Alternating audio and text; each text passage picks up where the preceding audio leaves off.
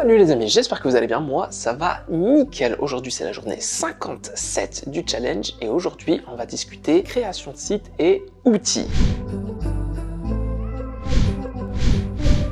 Hier, j'ai partagé avec toi la bonne nouvelle d'une nouvelle cliente dans l'agence. Une nouvelle cliente qui voulait un site e-commerce pour pouvoir vendre ses bougies. Je t'avais expliqué qu'elle avait beaucoup d'exigences. Elle voulait vraiment un truc professionnel, un truc vraiment limite, un truc Sephora quoi. Tu vois ce que je veux dire? Un truc vraiment au top, avec un nom de domaine qui était déjà pris, qui coûtait très cher. Et j'ai reçu pas mal de retours sur la vidéo d'hier avec des personnes qui me disaient pourquoi tu fais pas juste un Shopify, et on m'a donné d'autres CMS. Okay. Ce qu'il faut savoir, c'est que moi, j'utilise le CMS WordPress. J'utilise principalement WordPress. Pourquoi? C'est aujourd'hui le CMS le plus complet et avec lequel tu peux faire un site professionnel et 100% personnalisable. Les CMS comme Shopify, par exemple, sont des CMS qui sont faits pour viser une cible qui sont les débutants. Les débutants qui veulent créer leur site par eux-mêmes avec un système très facile via le no-code et via plein de petits plugins qui vont être payants. Et derrière, tu vas avoir un abonnement. Ce qu'il faut savoir avec WordPress, c'est que tu n'as pas d'abonnement. Tu as juste besoin d'un constructeur de page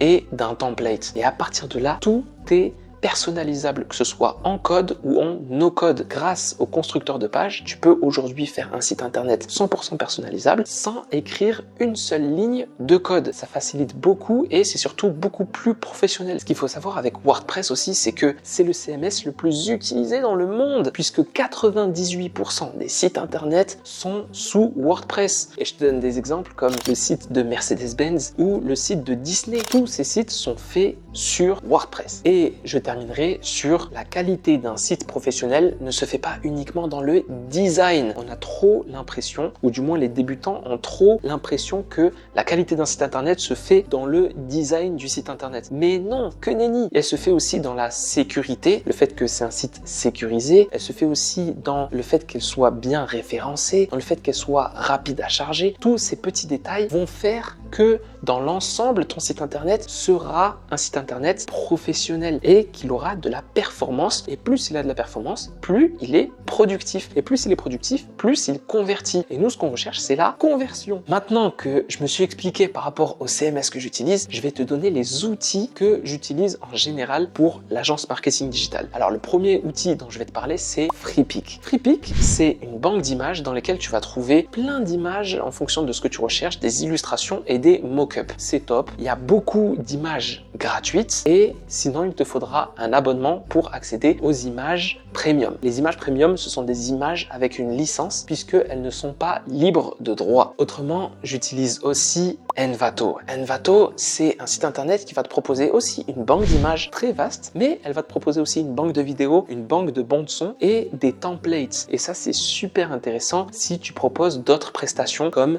la vidéo par exemple. Autre outil que j'utilise, ça s'appelle SEMrush. SEMrush, c'est un outil qui va m'aider dans le référencement des sites internet que je vais créer. Donc, au moment de la création du site internet, selon le domaine dans lequel le client est, je vais faire des recherches de mots-clés pour voir quels mots-clés matchent les mots-clés courts et des mots-clés de longue traîne, c'est-à-dire des mots-clés qui utilisent plusieurs mots. Et en fait, sur SEMrush, je vais pouvoir avoir des données, des analyses, des statistiques sur chacun des mots-clés que je vais taper pour voir quel mot-clé va le mieux matcher. Le but étant bien sûr de gagner en référencement pour le site internet, mais tu peux aussi utiliser SEMrush dans le but de créer une publicité pour ton client. Lorsque ton client veut mettre en place une publicité sur Google, par exemple, eh bien Google va te demander de mettre en place des mots-clés spécifiques pour que tes prospects puissent taper ces mots-clés sur Google, tu puisses apparaître dans les 3 premiers résultats. Tu sais, ces 3 premiers résultats où il y a marqué sponsorisé, eh bien le mot-clé que tu as mis, sache que les 3 premiers sites ont payé pour apparaître tout en haut lorsque quelqu'un tape le mot-clé que tu as tapé. Eh bien, grâce à SEMrush, on a toutes les analyses et le nombre de personnes qui tapent un mot-clé, combien de fois ils le tapent, sur quel mois, sur combien de fois par an, comment ça... Bref, il y a tous les statistiques. Ensuite, c'est le moment de te parler des outils IA que j'utilise. Alors, c'est pas compliqué, j'en utilise que 2. ChatGPT pour tout ce qui est rédaction d'articles de blog. Après, derrière, bien sûr, il y a une réécriture, mais c'est énorme. Juste pour l'inspiration, c'est énorme. ChatGPT, c'est vraiment le big boss des outils IA. Et ensuite, en second, je vais utiliser Midjourney. Grâce à Midjourney, je vais pouvoir faire des illustrations que je vais pouvoir retoucher après sur Illustrator. Illustrator, c'est notre dernier outil. À vrai dire, c'est pas Illustrator en lui-même, c'est la suite Adobe. La suite Adobe, elle regroupe plusieurs logiciels. Et parmi ces logiciels, j'en utilise 3 principales. Adobe Premiere Pro, qui est un logiciel de montage vidéo. D'ailleurs, c'est le même logiciel que mon monteur utilise pour faire toutes les vidéos sur YouTube.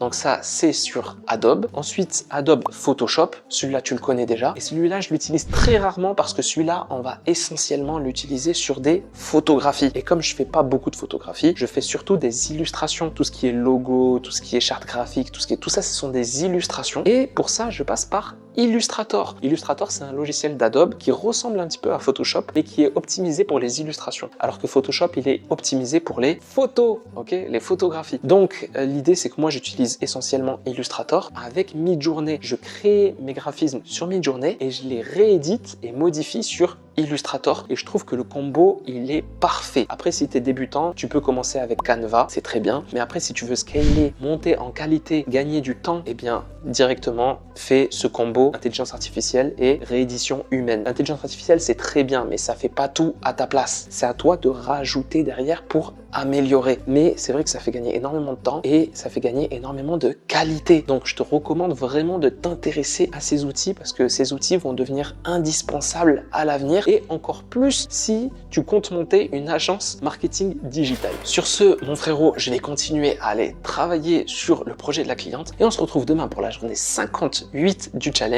Peace.